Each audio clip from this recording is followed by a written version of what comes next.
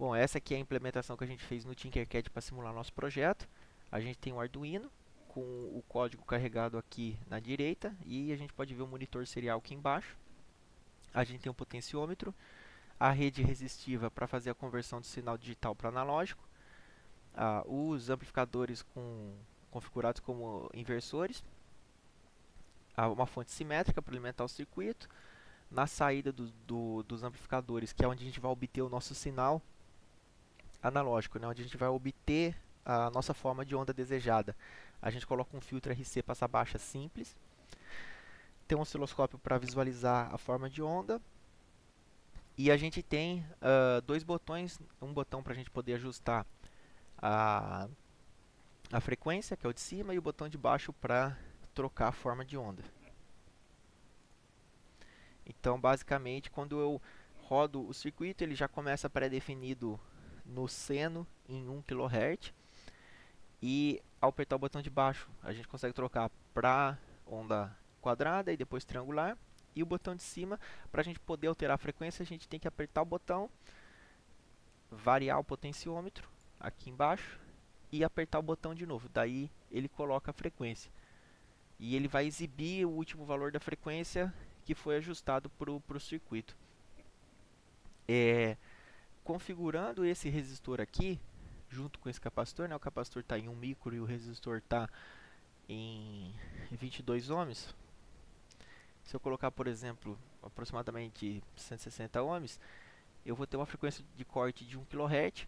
Então, eu vou conseguir reconstruir o seno numa frequência desde 250 Hz até 1K com esse mesmo filtro. Essa que era a ideia do nosso projeto. E isso vai ser possível porque o Arduino está utilizando uma frequência de amostragem grande o suficiente para as primeiras réplicas do sinal ficarem sempre depois de 1 kHz dentro dessa faixa de frequência. Então, a gente cortando sempre em 1 kHz, a gente consegue aproveitar esse filtro para reconstruir o sinal de 250 até 1K. Então, é isso que a gente vai ver quando iniciar a simulação. Então, aqui o sinal ele já começa em 1K. A gente pode conferir no osciloscópio, a gente tem 1 milissegundo por divisão. Aqui o período está em 1 mili. Então, a gente tem uma frequência de 1K. E a gente está usando o resistor e o capacitor para dar uma frequência de corte de 1K. E aí, alterando a frequência, por exemplo, colocando 500 Hz aproximadamente, né? Dá para olhar aqui no monitor serial. Quando a gente aperta o botão, de novo, a gente tem aí uma frequência de aproximadamente 500 Hz e o seno continua sendo reconstruído aí de maneira contínua, né? Não é um sinal discreto. Se a gente colocar, por exemplo, 250 Hz, o outro limite, né? De novo a gente tem o seno, então com o mesmo filtro. Agora, para a gente poder reconstruir a onda quadrada, a gente não vai poder usar esse filtro, né? Por exemplo, se eu trocar aqui o sinal, ó, isso aqui era para ser uma onda quadrada, isso aqui era para ser uma onda triangular, né? Então, como é que a gente vai fazer? Deixa eu só abaixar a frequência para ficar mais evidente. Olha lá, a onda triangular ela está bem curva, na verdade, ali, né? E a onda quadrada, olha a situação dela, né? Então, olha só como alterar a frequência de corte do filtro vai resolver esse problema. Eu vou colocar aqui um valor que aproximadamente ele cortaria em 7 kHz, né?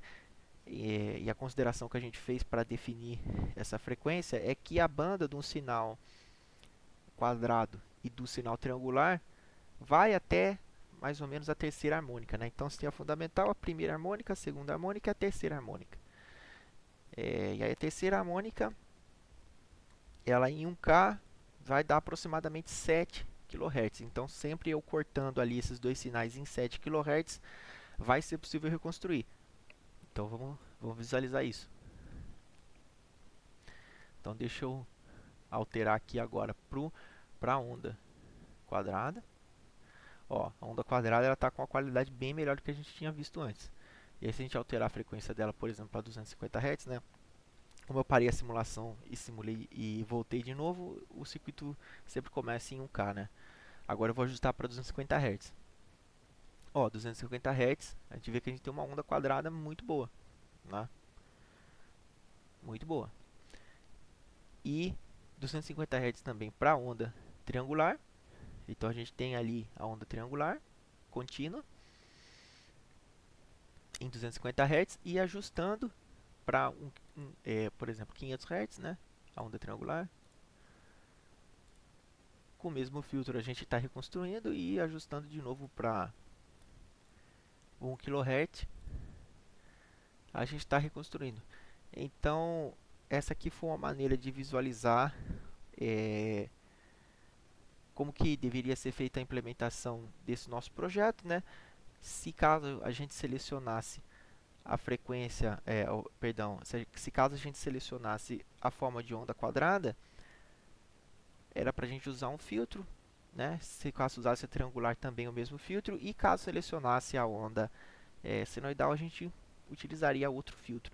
Então essa é uma estratégia para usar filtros mais simples, né? Não ter que ficar alterando a frequência de corte exatamente na frequência fundamental do sinal, né? Perdão, de acordo com a frequência fundamental do sinal, né? Na verdade, a gente teria que colocar a frequência de corte sempre na máxima frequência presente no sinal. Então, para não ter que fazer isso, a nossa estratégia aqui foi justamente utilizar aí um filtro passa-baixa simples, fixo na saída e limitar a capacidade de geração do nosso sinal, né? De 250 até 1K.